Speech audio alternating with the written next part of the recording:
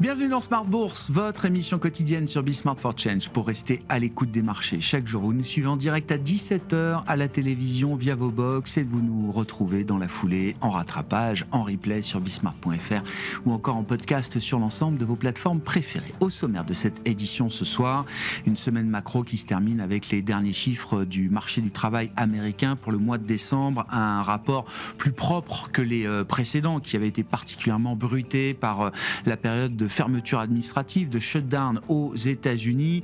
Un rapport sur l'emploi, Pauline Gratel vous en donnera les détails dans un instant, mais qui montre un marché du travail qui tourne toujours au ralenti aux États-Unis. On est dans ce schéma low hiring, low firing que nous décrit la Réserve fédérale américaine et Jérôme Powell depuis plusieurs mois maintenant, et un emploi au ralenti, et même encore plus si on enlève le segment de l'éducation et de la santé qui est encore un contributeur positif aux créations d'emplois aux États-Unis. On voit un marché du travail dans le secteur privé notamment qui ne crée plus d'emplois depuis plusieurs mois maintenant. La surprise vient malgré tout du taux de chômage qui retombe à 4,4%. Ce rapport laisse sans doute la Réserve fédérale américaine dans une situation un peu ambivalente, avec une pression politique pour baisser les taux, mais des résultats économiques qui l'empêchent en tout cas à très court terme d'envisager sans doute de nouvelles baisses de taux. Discussion bien sûr avec nos invités de Planète Marché dans un instant. Et puis au chapitre des nouvelles d'entreprise, eh bien c'est un nouvel essai de fusion entre Rio Tinto et Glencore pour créer la plus grande entreprise minière du monde. Les discussions avaient capoté l'an dernier au regard de la complexité du deal. Le deal reste complexe sans doute, mais les deux entreprises ont annoncé hier soir leur volonté de reprendre le chemin d'une fusion qui pourrait créer un conglomérat avec une valeur d'entreprise de plus de 200 milliards de dollars. Là aussi, Pauline Gratel vous donne quelques détails supplémentaires dans un instant. Et puis, notez qu'on attendait une possible décision de la Cour suprême américaine sur la question de la base légale des tarifs douaniers, et notamment des tarifs réciproques. Cette décision n'a pas été rendue aujourd'hui, a été reportée sans doute à plusieurs semaines devant nous. Et puis, le dernier quart d'heure de Smart Bourse consacré à l'actualité thématique de l'industrie ETF. Comme chaque mois, nous serons avec les équipes d'Altéis et le directeur des investissements d'Altéis, Olivier Maltès, qui sera avec nous dans ce dernier quart d'heure de Smart Bourse pour dresser un bilan 2025 des développements de l'industrie ETF.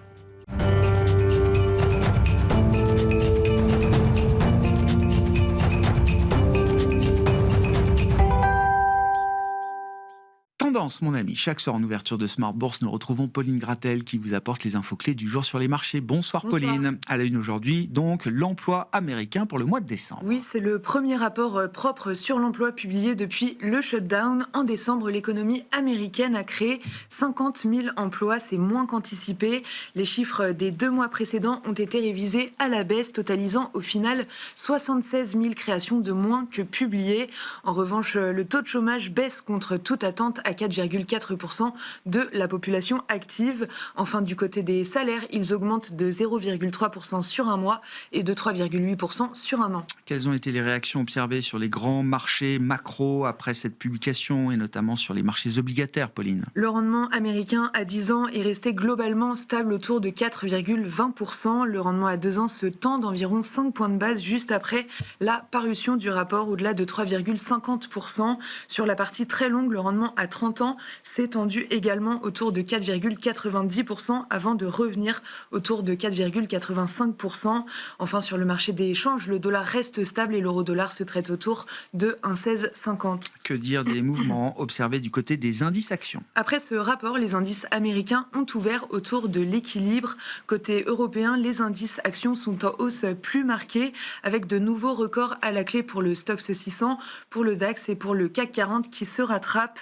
L'indice français évolue actuellement en hausse de 1,5%, autour de 8 350 points, porté surtout par le rebond du secteur du luxe. Oui, un secteur du luxe qui rebondit après avoir chuté, alors que Pékin a annoncé un durcissement des contrôles sur les exportations de biens chinois. Oui, mais aujourd'hui, les investisseurs sont rassurés après des clarifications du ministère chinois du Commerce qui indique que ces restrictions ne concernent que des équipements de défense. Ainsi, L'Oréal bondit de 6% en tête du CAC, Hermès et LVMH gagnent 2,5% 2%. Et puis un autre secteur en hausse aujourd'hui, celui des semi-conducteurs. Oui, le secteur est porté par des déclarations flatteuses de la part de Donald Trump à propos de Intel, dont le gouvernement américain détient 10% depuis le mois d'août et en est l'actionnaire principal.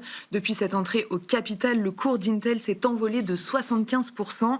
Le titre bondit aujourd'hui encore de 8%. Dans son sillage, Micron gagne 3%. En Europe, ASML et ASMI bondissent de 6%.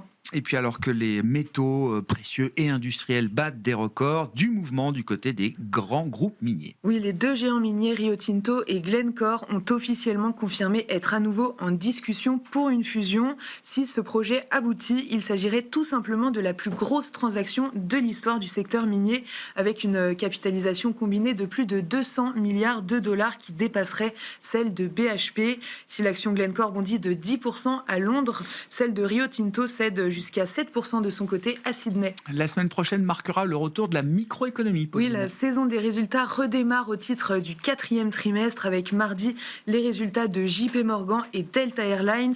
On attend mercredi la suite des banques américaines avec Bank of America, Wells Fargo et Citigroup. Et puis jeudi, Morgan Stanley, Goldman Sachs et BlackRock seront à la une. Et qu'attendre du côté de la macro la semaine prochaine? Mardi, on attend la publication de l'inflation américaine pour le mois de décembre. Pour la suite de la semaine, toujours côté américain, les ventes au détail et les prix à la production de novembre seront publiés. Enfin, la production industrielle américaine de décembre et la production industrielle de la zone euro du mois de novembre seront attendues. Tendance, mon ami, chaque soir en ouverture de Smart Bourse. Pauline Gratel vous apporte les infos clés du jour sur les marchés.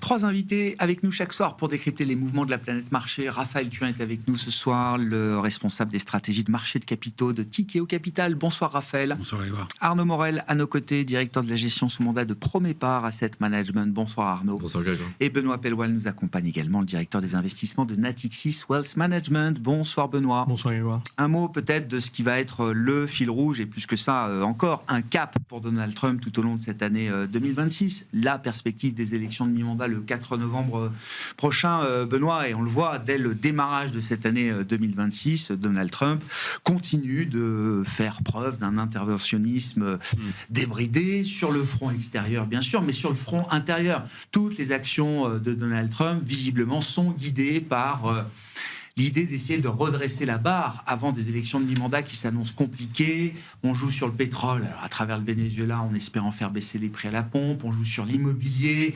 On cherche à interdire l'accès aux grands fonds institutionnels de certains segments du marché immobilier comme celui des maisons individuelles. On demande aux agences fédérales, Fannie Mae et Freddie Mac, de lancer une forme de QE en rachetant 200 milliards de mortgages. Et puis, sur les taux, inutile de le préciser, une pression continue sur la réserve fédérale américaine et une grande vague de dérégulation bancaire qui doit permettre de faire baisser des taux qui ont du mal à baisser, en l'occurrence, Benoît. Est-ce que cet interventionnisme peut générer des résultats perceptibles pour l'électeur de Donald Trump dans la perspective de ces élections de mi-mandat ?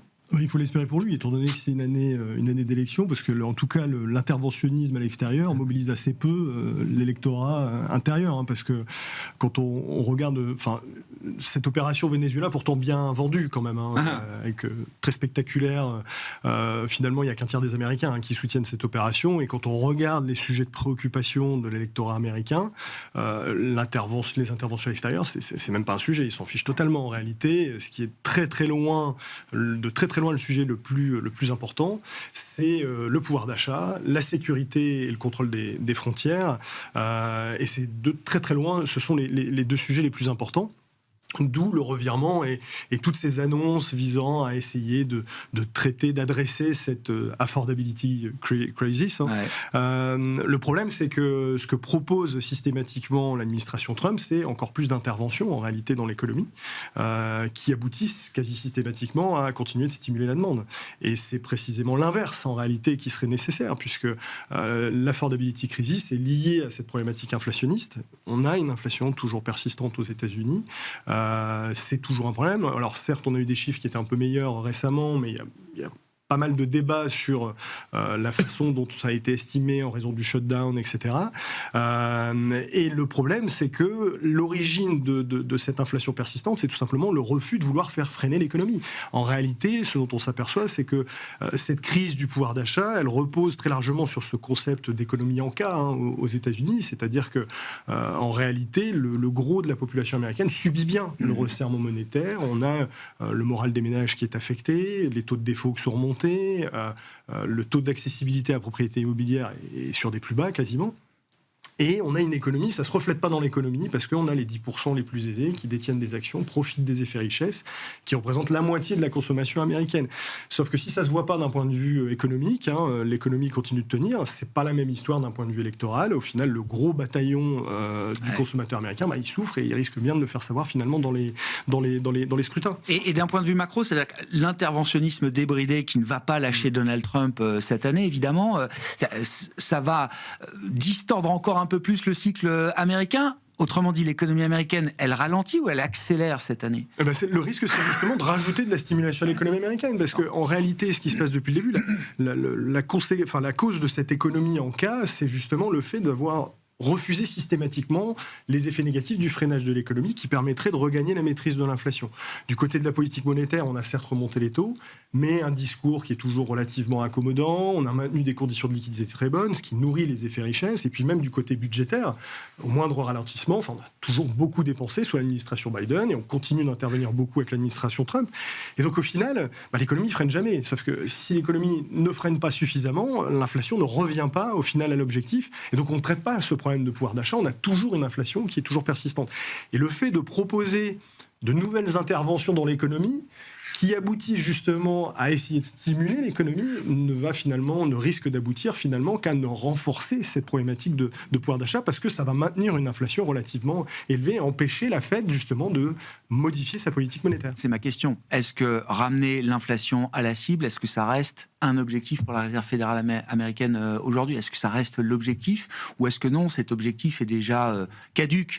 Ou est-ce que la Fed a déjà capitulé sur l'idée ou la nécessité de revenir strictement à l'objectif ? Le problème, c'est que ça fait maintenant 5 ans où on a une inflation supérieure à l'objectif. Donc on peut évidemment douter de la volonté de ramener finalement à cet objectif de 2, mais là le risque c'est qu'avec toutes ces annonces, on s'en éloigne. La problématique, c'est plus qu'on reste légèrement supérieur à l'objectif, c'est qu'on va avoir, quoi qu'on en dise, il y a quand même malgré tout un effet des droits de douane sur certaines catégories de biens. On voit bien un effet inflationniste pour le consommateur américain, même si ça reste relativement modeste. C'est pas le choc d'inflation qu'on pouvait redouter. Mais si à cela on ajoute encore et toujours de nouvelles mesures de stimulation de l'économie, on risque de s'en éloigner de cet objectif d'inflation. Je ne suis pas sûr que la Fed accepte. Alors bien évidemment, si on en change complètement la composition, qu'au final on n'a que des personnes qui font allégeance à l'administration Trump, on peut laisser entendre que ça puisse durer un certain temps. Mais à un moment ou à un autre, il y aura bien un moment de vérité économique où soit on subit des pressions inflationnistes beaucoup plus importantes, ou alors on accepte de faire freiner l'économie pour regagner la maîtrise de l'inflation. Les deux objectifs sont peuvent difficilement cohabiter ensemble. Ouais. Raphaël, 2026 sera une nouvelle année qui démontrera que l'économie se façonne sous les interventions des États et des gouvernements en général. L'exemple de Trump étant évidemment peut-être le plus emblématique, mais cet interventionnisme, il existe partout aussi aujourd'hui dans le monde. Oui, c'est un changement de régime, un changement de paradigme. On est maintenant dans une forme de capitalisme d'État où aux États-Unis très clairement, mais aussi ailleurs, évidemment en Chine et pourquoi pas aussi en Europe, on voit au Japon, oui. Au Japon, tout le monde est concerné visiblement. On voit les gouvernants un petit peu dicter la cadence, orienter l'économie, faire des plans comme on pouvait faire dans les années 60 pour l'économie. Alors avec certains succès aussi, on peut dire que l'interventionnisme hyperactif du président Trump, il a obtenu quelques résultats jusqu'à présent, mais c'est vrai qu'on est quand même impressionné par sa détermination, en particulier autour de cette crise de l'abordabilité. Ouais. Regardez, c'est ça la traduction. Non, mais intéressant. Petite parenthèse, on parle de crise du pouvoir d'achat chez nous en France, de la vie chère. Affordability, je comprends le terme anglo-saxon de manière un peu différente. C'est pas juste une question de prix, c'est est-ce que je suis en capacité d'accéder à un logement, d'accéder à une voiture. C'est pas le prix en tant que tel, c'est est-ce que j'ai la capacité de me payer ce que j'ai envie de me payer. Ouais, vous avez raison. C'est une bonne pour moi, il y a une petite nuance quand même. Donc l'abordabilité, très bien. Donc l'abordabilité en bon français. Effectivement, cette crise, elle est grave aux États-Unis, en tout cas pour ce décile de population de consommateurs le moins fortunés, en ce qui concerne l'énergie, les prix de l'électricité, les prix à la pompe sur lesquels ils sont très, très sensibles, évidemment le marché de l'immobilier. On est sur des crises importantes et probablement que le président Trump sent le vent du boulet avec les midterms qui arrivent et cette volonté d'agir. Donc il agit. On a vu le Venezuela. On va voir, mais globalement, on peut imaginer un effet baissier sur le pétrole. À court, au moyen terme, on verra. Il agit aussi sur le marché de l'immobilier. Alors, on est un peu plus sceptique sur ces mesures. Effectivement, il y a des grandes annonces, mais des grandes annonces qui ne sont pas nécessairement suivies d'effets, comme souvent. Donc, on va attendre de voir la suite. Mais globalement, il a ce volontarisme qui impressionne. Et puis, effectivement, utiliser la capacité budgétaire, la capacité fiscale pour plaire peut-être à son électorat, peut-être de manière moins cynique aussi, pour adresser certains problèmes structurels de l'économie américaine. On peut aussi lui reconnaître ça. Et comme vous disiez, Benoît, effectivement, le potentiel pour l'inflation et les taux d'intérêt d'avoir un effet retour, un effet de second tour. Peut-être que finalement, il ne se rend pas service à être si volontariste, si activiste. Et on parlait, par exemple, de la problématique immobilière. La problématique immobilière des taux immobiliers, c'est pas la Fed qui va la régler. C'est les taux longs qui sont trop hauts. Et les taux longs, ils montent et ils sont trop hauts parce que les déficits, parce que l'économie qui est hyper stimulée.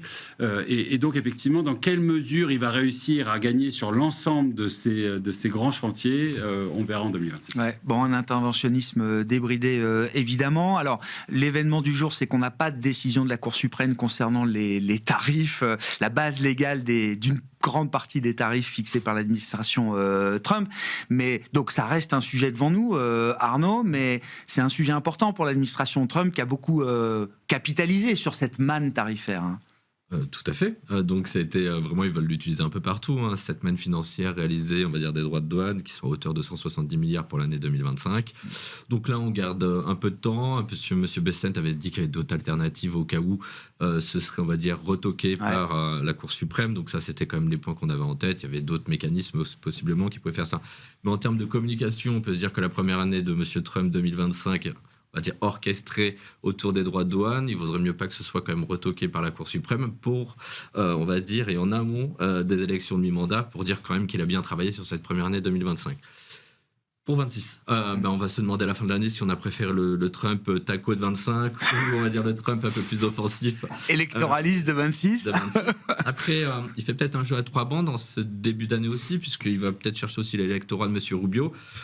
Qu'est-ce que c'est ? C'est surtout des gens qui sont issus de la vague migratoire des dernières décennies, clairement cubains, vénézuéliens, tout ce qui est Amérique du Sud. Donc ça, clairement, ils ont voté pour lui précédemment, même si ça peut surprendre, ils étaient clairement un électorat. Donc ça aussi, en termes de communication, on l'a vu comment ça a été fêté dans les grandes villes américaines, notamment à Miami, la défaite, on va dire, de Maduro. Avec l'idée que demain, c'est Cuba. Hein. C'est voilà, ça, c'est l'argument c'est dessus. Et surtout, de fond de Marco Rubio.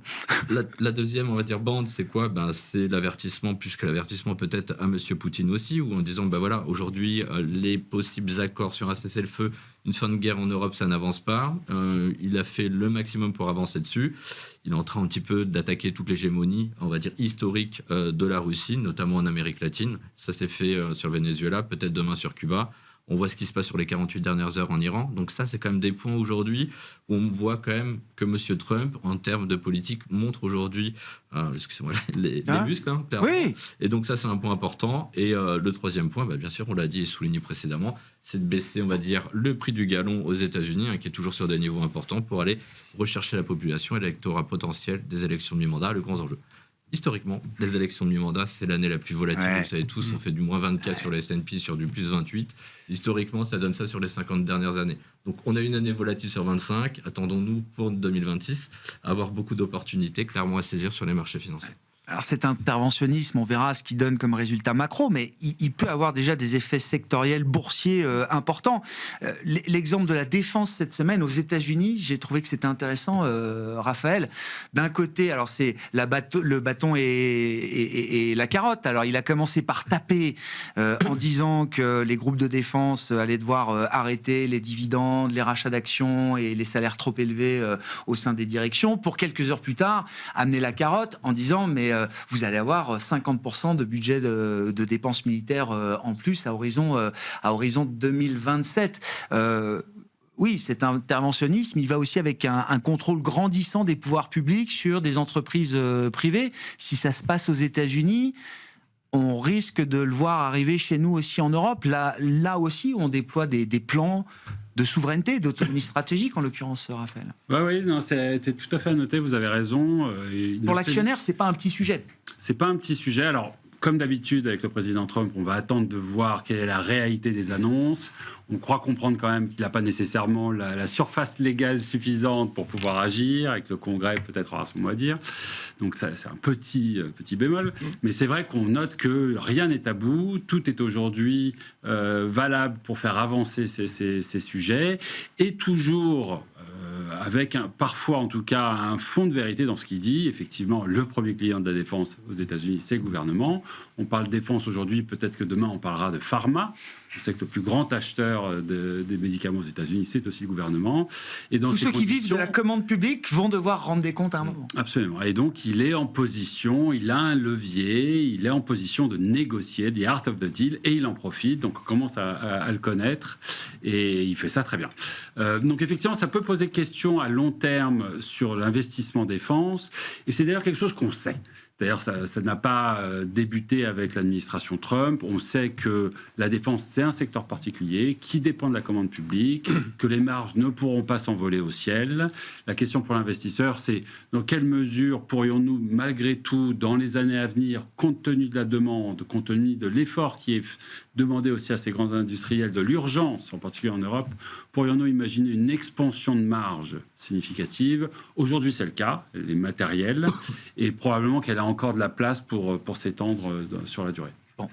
Et vous dites qu'il y a quand même un chemin de rendement normatif intéressant pour un actionnaire aujourd'hui dans le secteur de la défense, malgré cette épée de Damoclès qui peut peser au-dessus de nos têtes. Alors, oui, de manière. Nous, notre vue sur la défense... On l'a vu sur les groupes d'énergie, je rappelle, après la crise russo-ukrainienne, les groupes d'énergie ont vu tomber de l'argent du ciel.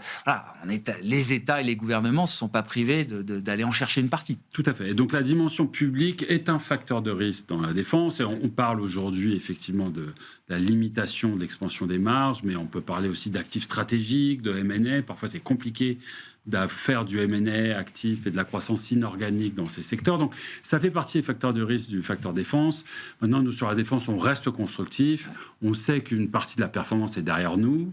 Les valos se sont renchéris, mais quand on constate les carnets d'ordre, la capacité d'explosion des chiffres d'affaires dont on fait face, qui peuvent vraiment se projeter sur des années, voire même des décennies. On parle de décennies de carnets d'ordre pour certains de ces équipements, de la proportion aussi des besoins à venir et de cette commande publique qui commence à ruisseler.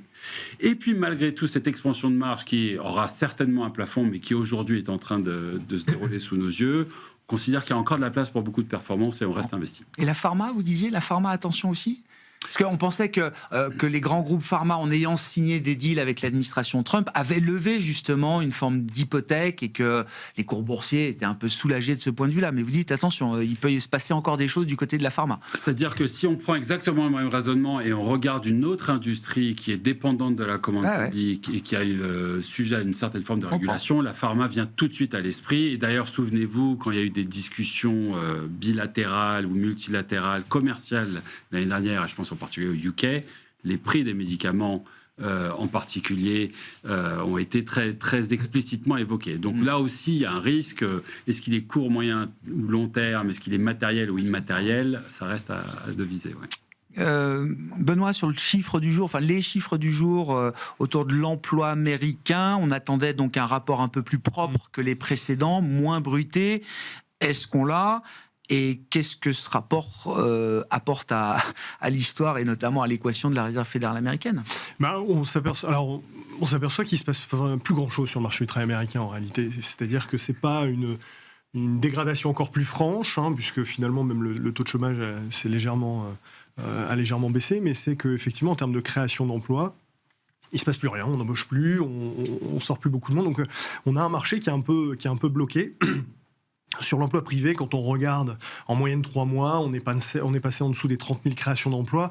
C'est très inférieur à ce qui est normalement nécessaire pour maintenir le taux de chômage à peu près stable. Donc, si on continue de rester dans cette situation, et quand on regarde la plupart des indicateurs avancés, etc., ça laisse entendre que ça devrait encore rester comme ça pendant quelques temps. Normalement, on devrait voir le taux de chômage remonter, ce qui n'est pas le cas quand on regarde ces tout derniers chiffres. Donc, la situation est quand même assez difficile, mais dans son ensemble, quand on regarde le marché du travail américain, l'ensemble des données montre qu'on est toujours dans une situation assez dégradée. Donc c'est pourquoi nous, on continue de croire que justement on aura bien les baisses de taux qui vont se poursuivre de la part de la Réserve fédérale américaine. Néanmoins, on voit que dans les attentes du marché, ça a un peu bougé. En tout cas, les marchés, sur le premier trimestre, n'attendent plus grand-chose de ce point de vue-là. Et c'est un peu là où il y a une nouveauté. En réalité, nous, dans le scénario pour 2026, la principale problématique sur ce scénario de baisse de taux de la Fed, qui est un des piliers de la bonne santé des actifs risqués tout au long de 2025 et même auparavant, c'est que c'était essentiellement le mandat inflation, c'est-à-dire une inflation un peu trop persistante. Alors même si les chiffres sont discutables, on a vu une petite amélioration, on va voir ce qui va venir. Mais là, ce qui est un fait nouveau, c'est que finalement, si on n'a pas un taux de chômage qui remonte un peu plus significativement, on a une raison supplémentaire pour la Fed de ne pas baisser ses taux d'intérêt. Et donc ça change un peu le discours. Et c'est là où, encore une fois, ça renforce cette idée, nous, en termes d'allocation, d'essayer de faire autre chose que les États-Unis, qu'on fait déjà depuis le S2 l'année dernière, d'appuyer sur la diversification en dehors des États-Unis et aussi de la tech, qui est le gros morceau de la cote américaine. C'est que tout simplement, ce pilier, il est problématique. On va peut-être pas avoir ces baisses de taux aussi facilement.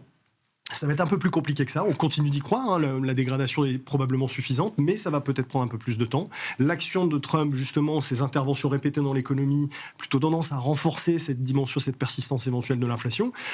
Donc ça nous pousse justement à essayer de faire autre chose, à regarder ce qui se passe ailleurs. Et c'est pour ça qu'on continue cet effort de diversification entrepris l'année dernière. Et justement, l'Europe en est pour nous principal bénéficiaire en termes d'investissement. Ouais. Je voyais même sur le marché américain, et de manière un peu contre-intuitive, c'est vrai que les Mag 7 sous-performent le S&P 500. Je crois qu'il y a 2 Mag 7 qui doivent faire un peu mieux. C'est Alphabet et Nvidia, je crois. Et quand vous prenez le S&P 493, il fait mieux que les Mag 7 l'an dernier, à la faveur des derniers mouvements de l'année. Mais ça montre quand même que cette partie du marché, cette partie immergée de l'iceberg, elle est là aussi, quand même. Mais c'est ça, ça nous conforte dans cette idée d'appuyer sur la diversification. Encore une fois, c'est particulièrement important en plus en 2026, il nous semble, parce qu'en plus, ce secteur qui est absolument, à notre sens, déterminant, non pas uniquement pour l'histoire des marchés, mais qui est déterminant pour la trajectoire de l'économie américaine, très clairement, à travers les investissements qui sont réalisés. Au-delà de ce secteur de la tech et des doutes, des craintes de bulles, il y a fondamentalement un questionnement. Il y a un questionnement sur la rentabilité qu'il va falloir dégager par rapport à ces capex qui apparaissent de plus en plus surdimensionnés. Il y a cette dimension, ce questionnement lié au recours à la dette de façon un peu plus important.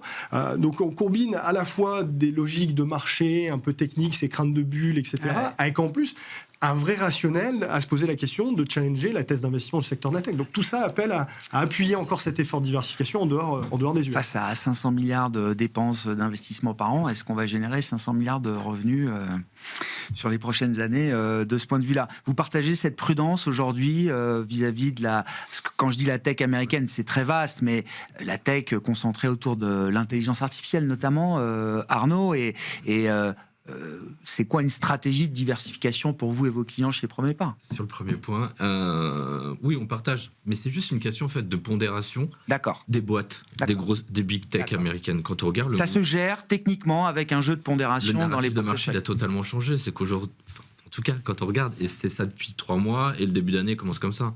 C'est Alphabet contre Microsoft. Quand vous avez Nvidia, bon, AMD, c'est moins le cas, perd 10 depuis un mois, mais voilà, les gagnants, c'est le mouvement avec un modèle intégré et des TPU autour d'Alphabet. avec une base client qui est installée. Moi, j'aime bien ce. Oui, ils savent monétiser des nouveaux logiciels et des nouveaux outils. Des gains de part de marché pour Gemini 3, vous prenez pratiquement 20% de part de marché, et ChatGPT, elle en perd 20. T'as Microsoft qui a un niveau de valorisation qui est quand même hyper important. La croissance, elle se fait sur le cloud. Forcément, si tu perds une part de marché sur la partie chatbot, ChatGPT, ça va être problématique pour le cloud. Donc, Alphabet aujourd'hui, c'est logique. Le TPU, on dit aussi qu'NVIDIA, qu'on aime beaucoup en termes de valeur, mais il y a l'arrivée quand même d'AMD, de TPU à travers cela. Une technologie moins importante. Ce que disait Benoît, aujourd'hui, on est quand même dans une industrie technologique en intensité capitalistique très, très importante. Il faut quand même les faire tourner, tous ces serveurs, les remplacer. Donc, avoir du TPU, c'est pas dénué de sens. Quand vous voyez le partenariat qui est fait entre Alphabet et Apple, voilà, c'était quand même assez génial. En tout cas, pour Alphabet, oui. Pour Alphabet. Pour Apple, c'est peut-être une forme de désaveu, mais on peut avoir loupé Alphabet dans le mouvement de marché parce que c'est pas forcément évident avant le mois d'août d'aller sur Alphabet.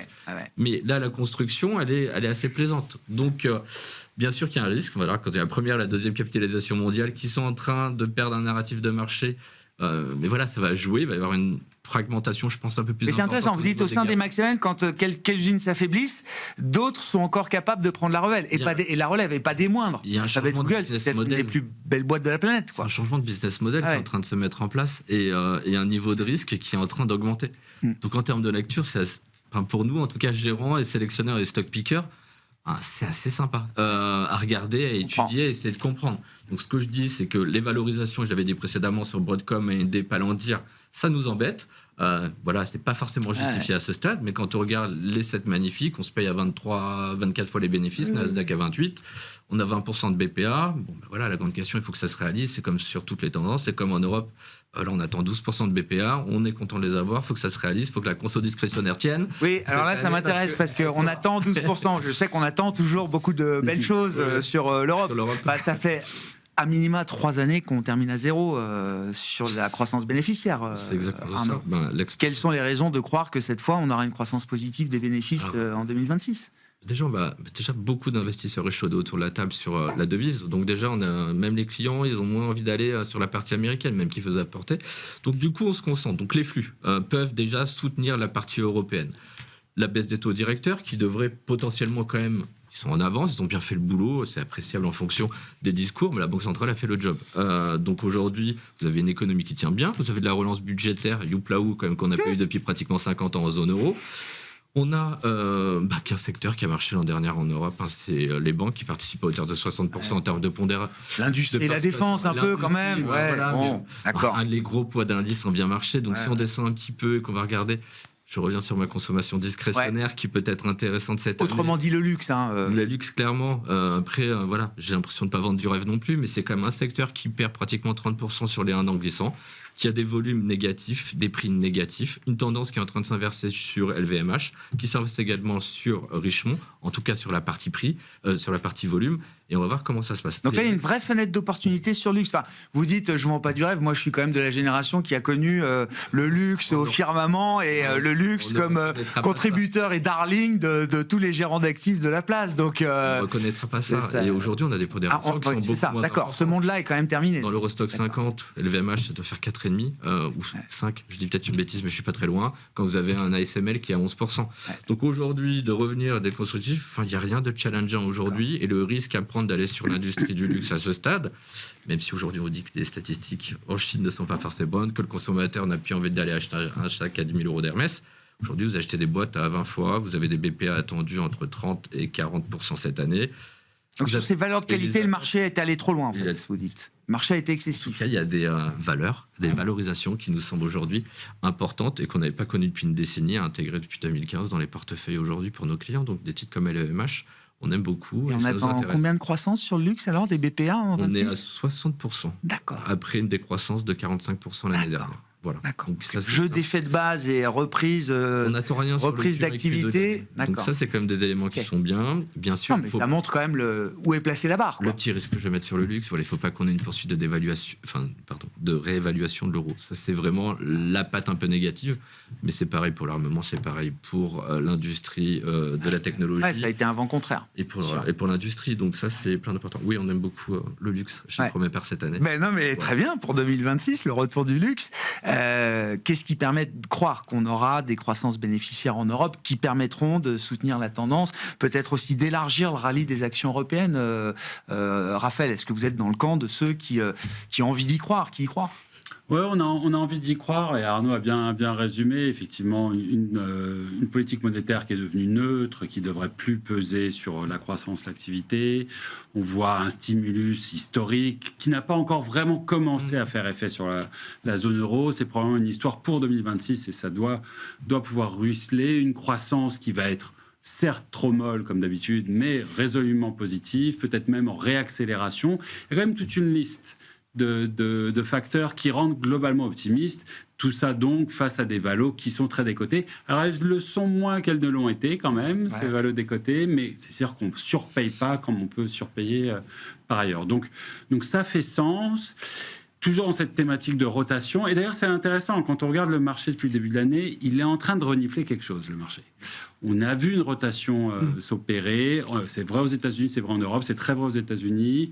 On sent que cette thématique du cycle plaît énormément. Alors aux États-Unis, on le voit bien, on attend d'un moment à l'autre à ce que les droits de douane puissent peut-être pas annulés, mais au moins réduits dans une seconde mouture. Ça intéresse beaucoup.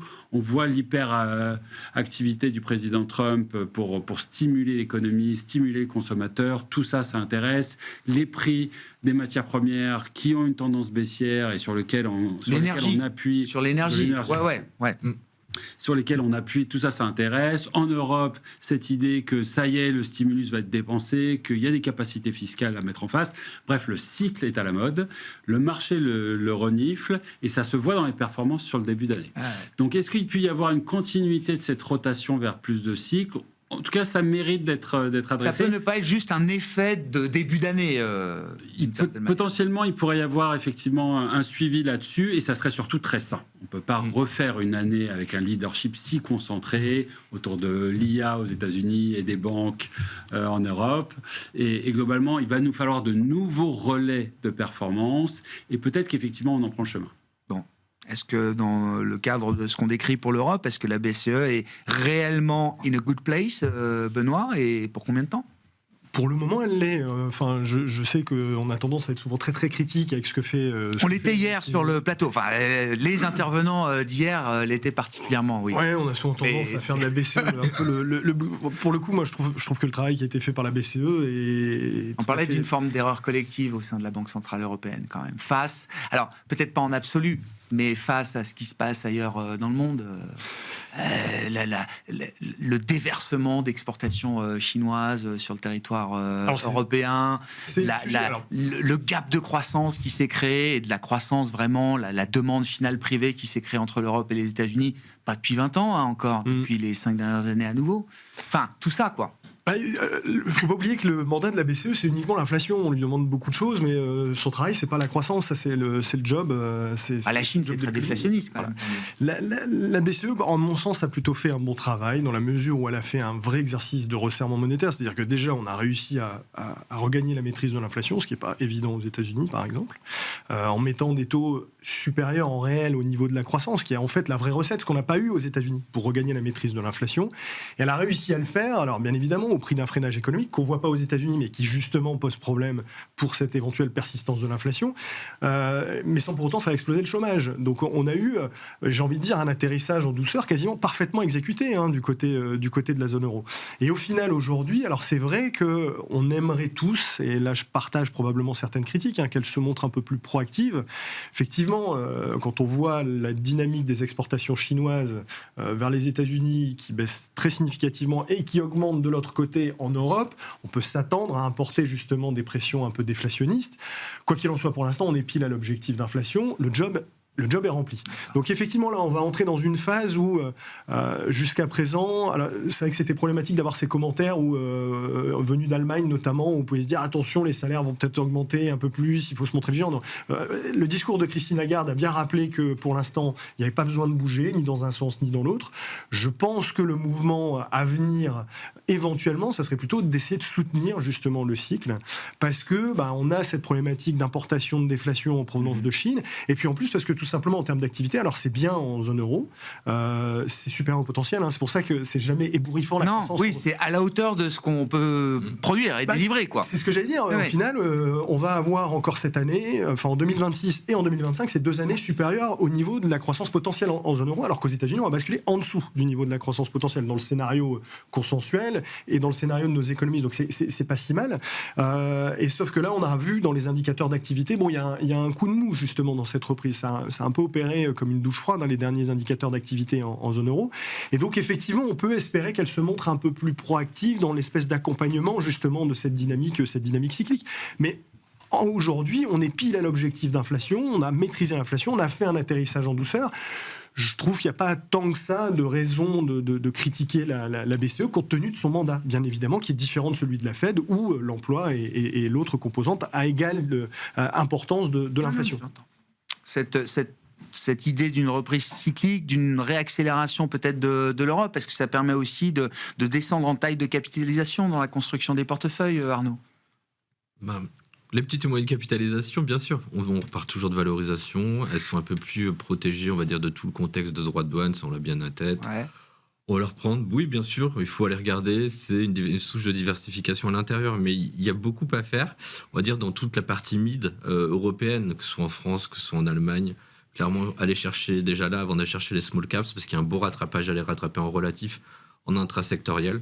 On le voit. Je te donne un exemple qui n'est pas forcément sur la question, mais BNP, qui était, on va dire, délaissée, c'est celle qui performe le mieux. On voit les banques italiennes, espagnoles qui marquent le pas. Ouais. Les banques françaises qui peuvent peut-être potentiellement rattraper, mais sur une histoire un peu plus de valorisation, notamment le relatif par rapport à l'Amérique, mais aussi en zone euro, et c'est ça qu'on aime bien, notamment sur un titre comme BNP, voilà, où on est également très positif chez Premier. Tu as vu la banque la moins chère d'Europe ? C'est la banque. Même SocGen est plus cher que BNP aujourd'hui ? On est à 0,5. On est à 0,5. Alors maintenant, quel parcours pour Société Générale. Alors, un mot aussi, il nous reste 1 ou 2 minutes, Arnaud. Enfin, si, quand même. Rio Tinto, Glencore. Alors, je ne sais pas si vous aimez particulièrement le secteur minier. Les métaux ont plutôt tendance à flamber et c'est pas nouveau. Ça fait déjà un moment que ça dure. On a l'impression que c'est quand même un cycle ou un super cycle assez favorable pour les métaux en général, qu'ils soient précieux ou industriels. C'est logique de voir un nouvel essai de rapprochement entre 2 géants du secteur là aujourd'hui ? Clairement. Aujourd'hui, vous allez avoir, comme vous l'avez dit, un géant à 200 milliards, augmentation des marges, un retour pour les actionnaires qui va être bien. Vous avez le prix du cuivre qui est au plus haut, un protectionnisme européen assez important. Nous, on aime beaucoup le UK, avec le mélange mix banque et les matières premières. Ouais. Donc ça aussi, c'est un élément. Donc oui, aujourd'hui, on a un animal, on va dire, à la dimension de la thématique et de la problématique qu'on a aujourd'hui sur l'ensemble des métaux. Donc ça, c'est quand même aujourd'hui d'avoir une boîte à 200 milliards dans cette industrie-là, en Europe, on va dire en Europe. C'est jamais des small caps dans l'univers des mines. Et on aime bien tout ce qui est matériaux de base, et notamment aussi sur l'acier. Un titre comme ArcelorMittal, ça mérite aussi encore à être regardé sur ces niveaux de valorisation. Clairement, et c'est toujours comme ça que ça se passe sur les parties de fin de cycle aussi boursières, où on a un emballement sur tous les métaux précieux, tous les métaux industriels. Il faut en profiter, et c'est toujours là le petit spike à prendre sur les marchés. Ouais.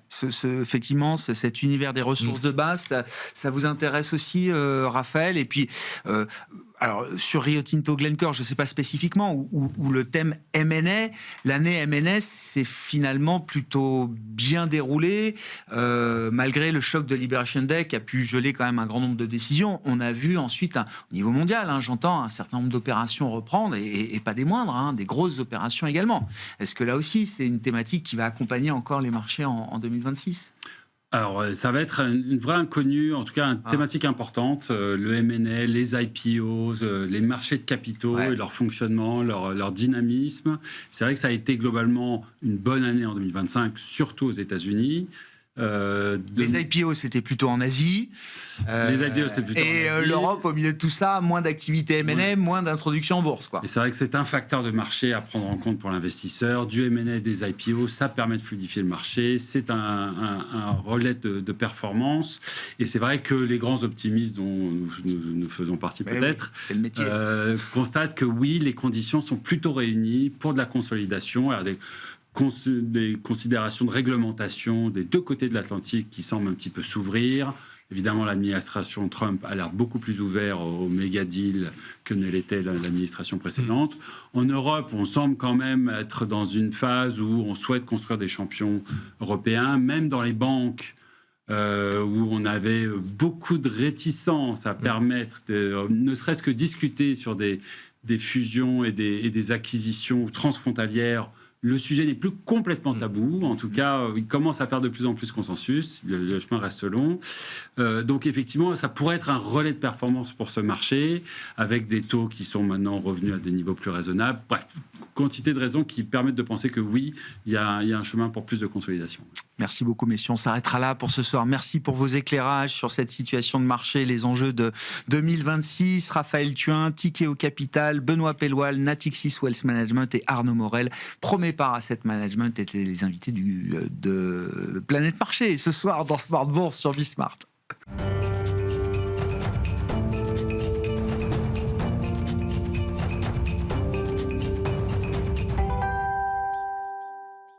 Le dernier quart d'heure de Smart Bourse, chaque soir, c'est le quart d'heure thématique. Une fois par mois, nous faisons un point, une mise à jour des dernières tendances au sein de l'industrie ETF. Et c'est Olivier Maltès qui est à mes côtés, comme chaque mois, le directeur des investissements d'Altéis. Bonsoir Olivier. Bonsoir Grégoire. On parle du mois de décembre avec vous, qui va nous permettre d'avoir une vue complète sur les tendances de l'industrie ETF au cours de 2025. Tout à fait. Évidemment, qu'est-ce qu'on peut dire peut-être rapidement du mois de décembre et comment est-ce que ces tendances s'inscrivent dans la tendance longue de 2025? On a eu un mois de décembre en termes de collecte un peu plus calme, enfin 27 milliards quand même globalement sur les ETF, avec 20 milliards sur les actions, un peu plus pratiquement 6 sur les obligations et 1,5 sur les matières premières globalement. Donc c'est encore un mois, alors je dis un peu plus calme, on a eu des mois un peu plus importants, puisque évidemment, tout le monde l'a en tête, 2025, c'est une année de record, une nouvelle fois. On le finit à 343 milliards. On le savait même dès le mois d'octobre, oui, ça fait plusieurs mois qu'on avait déjà atteint les 254 milliards. Donc là, vous dites, c'est 343 milliards d'euros au total, collecte cumulée dans l'industrie ETF en Europe, sur 2025, contre 254 en 2024, ce qui était déjà un record. Oui, c'est une très très belle année. C'est pour ça que je dis qu'on finit un peu calmement, mais 27 milliards, c'est quand même, quand on remonte à quelques années, c'est quand même des gros volumes.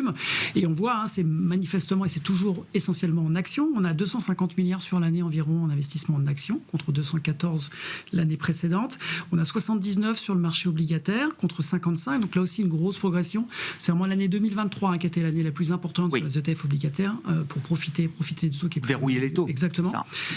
Et puis, on a eu 10 milliards quand même sur les matières premières. Et si on regarde les matières premières globalement sur l'année, c'est essentiellement les métaux précieux. L'or, évidemment, 4 milliards environ sur l'année de souscription, 2 milliards sur l'argent.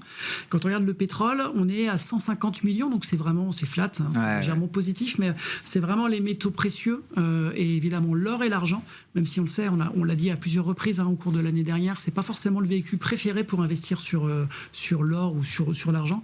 On a quand même vu cette tendance relativement forte aussi sur les ETF. Sur les 250 milliards de collecte pour l'univers action à travers les ETF, si on regarde les choses en dézoomant à travers l'année 2025, est-ce qu'il y a des grandes tendances qu'on a détectées, Olivier, que vous avez détectées? On a les grandes tendances habituelles, c'est-à-dire évidemment les grosses capitalisations mondiales. On le sait, les ETF, en général, c'est grosses capitalisations mondiales, c'est les grosses capitalisations américaines. Donc même si on se souvient, en 2025, il y a eu plusieurs mois où on était même en décollecte sur les actions américaines. Au global, c'est quand même évidemment les actions américaines aussi qui ont drivé les flux, les grosses capitalisations européennes et de la zone euro.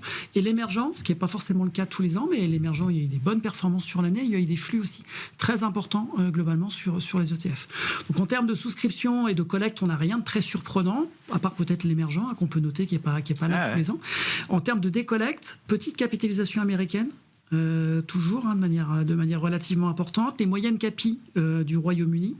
Et en termes de secteur, c'est l'énergie, surtout qui a décollecté, les biens de consommation et les services, et l'immobilier coté, globalement, sur les secteurs. Donc, pas de surprise sur les collègues. Les collègues, c'est toujours un peu plus intéressant de voir là où les investisseurs aussi se sont désexposés. On verra bien effectivement ce que ça donne sur 2026, ces secteurs qui ont été mis de côté, j'ai envie de dire, par les investisseurs en 2025. Sur la partie obligataire, alors effectivement, une portion beaucoup plus congrue. Vous disiez 6 milliards de collecte nette tout au long de l'année, c'est ça, pour l'obligataire? Non, c'est juste décembre. 79, pardon. Oui, 80 milliards de collecte nette sur l'ensemble de l'année pour la partie obligataire. Là aussi, quel type de tendance est-ce qu'on a pu observer?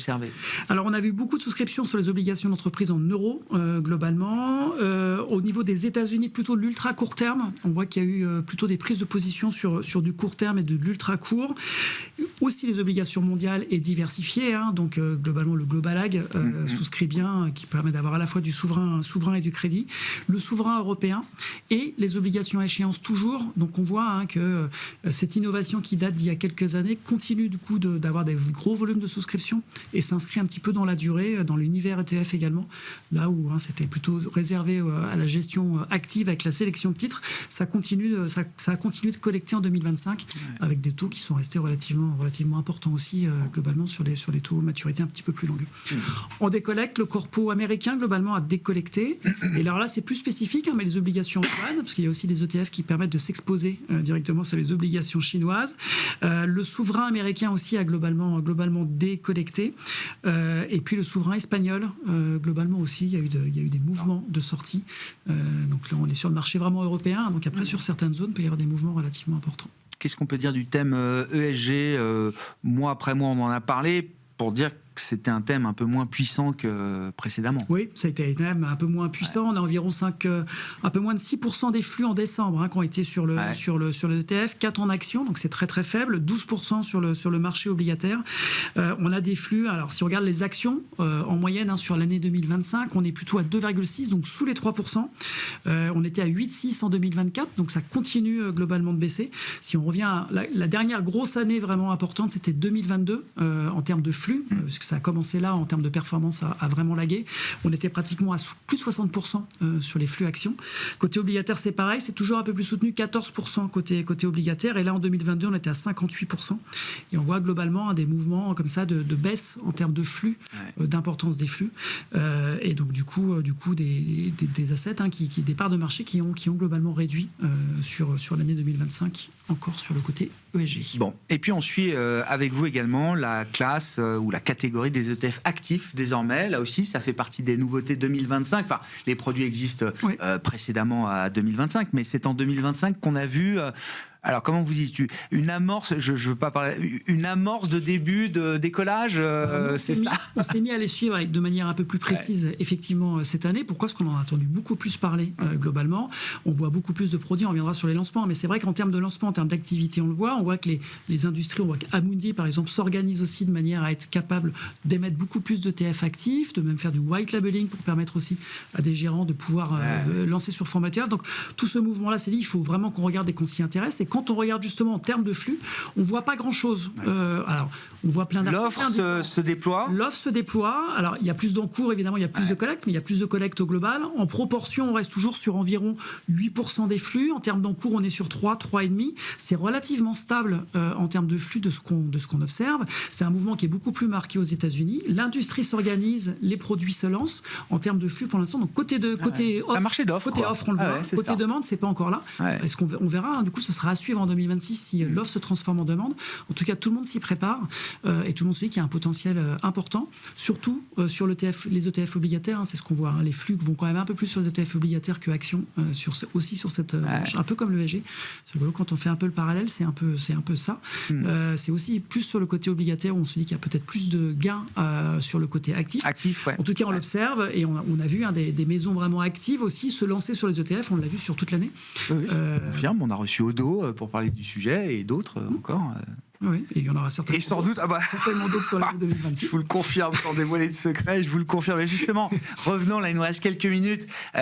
On regarde avec vous, enfin, vous nous apportez les lancements de nouveaux produits chaque mois. Pareil, si on dézoome sur l'année 2025, en termes de grandes tendances, à travers les lancements de nouveaux produits ETF, qu'est-ce que vous avez pu distinguer, Olivier ? Moi, j'en ai distingué 7. Alors, je ne sais pas si on va avoir le temps de faire les 7, mais en tout cas, on a évidemment les ETF thématiques. Ça, on a vu un développement de l'offre des ETF thématiques et aussi des volumes. Alors, le point le plus marquant, évidemment, c'est la défense, puisque on a vraiment eu un regain d'intérêt globalement sur la stratégie défense, y compris sur les thématiques. On démarre l'année 2025 avec 5 ETF sur la défense, que des ETF mondiaux, donc vraiment plus sur la défense américaine. On finit l'année avec 20 ETF et on a vu à partir du mois de mars avec WisdomTree qui a lancé le premier, mais vraiment des ETF spécifiquement sur la défense européenne. Donc on a vu ce changement-là. Donc on passe de 5 à 20, donc on fait x4 en termes de nombre d'ETF avec du coup des spécialisations un peu plus importantes. Et en termes d'encours, on finit à 14,5 milliards en euros sur la thématique vraiment spécifique défense via ETF. Et on a un peu plus de 10 milliards de souscriptions. Donc on voit vraiment quelque chose. Donc voilà, ça a été une année thématique globalement et une année défense. Et puis ensuite, on voit, alors, si on regarde l'ESG, il y a eu toujours des lancements, même, un peu moins marqués que les années précédentes, où tous les mois, on voyait vraiment beaucoup, mais en tout cas, ça a continué. On a vu beaucoup plus, on l'a évoqué, de lancements sur les ETF actifs, donc peut-être un switch entre l'ESG et l'actif en termes de lancement. On a vu aussi l'activité PEA, avec des acteurs, et notamment BlackRock, qui est arrivé aussi sur le fait d'avoir un ETF monde investissable en PEA. Et puis aussi, du coup, c'est Amundi, qui avait fait un PEA 2 fois leveragé globalement. Donc on a vu que sur le côté PEA et le synthétique, globalement aussi se diversifiait. On a vu aussi les ETF à maturité qui ont continué. Donc on a vu que ça se marchait en termes de collecte, mais du coup, la gamme continue. Et donc, année après année, on va aussi élargir et rajouter des maturités pour permettre aux investisseurs aussi de continuer ou de rouler. Des ETF d'allocation, c'est-à-dire des ETF qui vont mettre à la fois obligataires et actions pour permettre à des gérants ou à des investisseurs des CGP d'aller investir directement et d'avoir des positions prudentes, équilibrées, dynamiques, plutôt fixes. Donc soit fixes, soit en mode un peu life cycle, c'est-à-dire qu'avec une maturité, et plus on va se rapprocher de la date de maturité, plus on va augmenter le poids obligataire. Je comprends. Donc on a vu prépare la retraite, quoi. Exactement. Et on a vu aussi que les ETF essayaient d'aborder un point un peu crucial et un point d'inquiétude qui est la concentration des indices aussi, avec beaucoup d'indices equally weighted qui sont sortis. Donc en termes de performance, ça n'a pas forcément été au rendez-vous, mais en tout cas, on a vu que cette attente et cette crainte de certains investisseurs ont permis d'avoir un développement de ces ETF-là. Et on voit aussi des lancements d'ETF qui viennent apporter une protection grâce à des options à l'intérieur.